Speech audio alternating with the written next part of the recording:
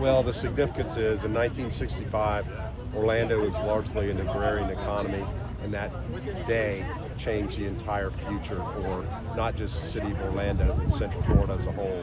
Imagine thinking back then that we would be hosting 75 million visitors a year.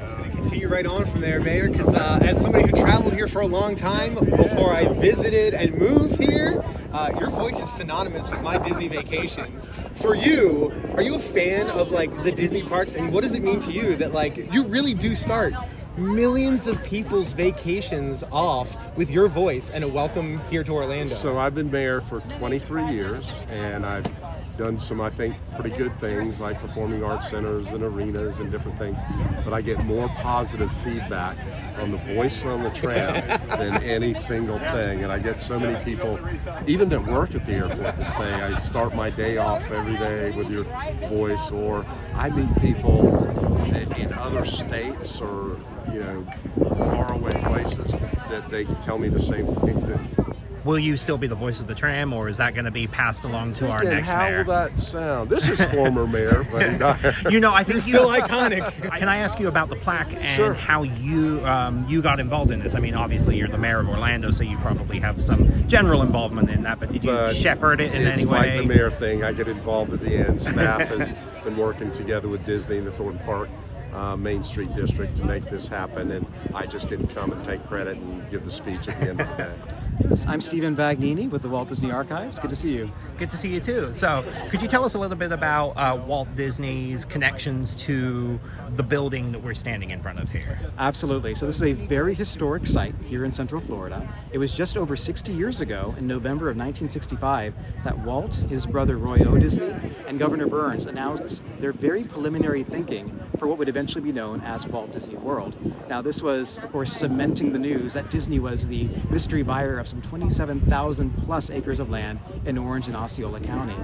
Of course, for a couple of years, Disney had been really, well, the Walt Disney World property was really the epicenter of a lot of mystery. We didn't know who the industry was. And so when we announced it as Disney's land, of course, so much excitement all over the state of Florida that brought 750 government, business, and civic leaders right here to the Cherry Plaza Hotel for that announcement, plus some 350 or so members of the press, making it what was then the largest press conference in state history. In fact, one of the most historic days in Florida history, as Governor Burns himself said that day.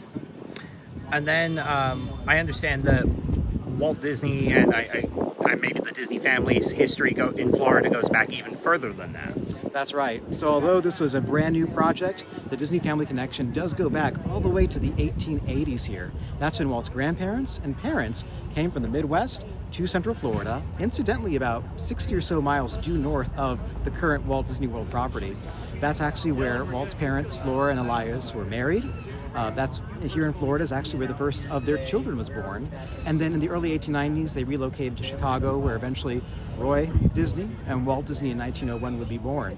It's just amazing to think, though, that the amazing pinelands and hinterlands that you find up there in Lake and Sumter County bear such a striking resemblance to the land that would later attract Walt and Roy back to the Sunshine State in the 1960s.